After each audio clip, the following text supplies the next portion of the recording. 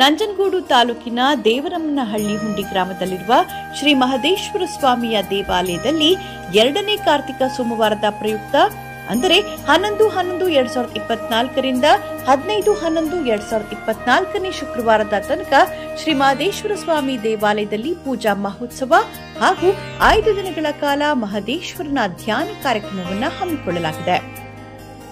ಸೋಮವಾರ ಬೆಳಗ್ಗೆ 9 ಗಂಟೆಗೆ ಪೂಜಾ ಮಹೋತ್ಸವವನ್ನು ಏರ್ಪಡಿಸಲಾಗಿದೆ. ಹೆಚ್ಚಿನ ಸಂಖ್ಯೆಯಲ್ಲಿ ಭಕ್ತರು ಆಗಮಿಸಿ ದೇವರ ಕೃಪೆಗೆ ಪಾತ್ರರಾಗಬೇಕು ಎಂದು ದೇವಾಲಯದ ಪ್ರಧಾನ ಅರ್ಚಕರು ಕೋರಿದ್ದಾರೆ.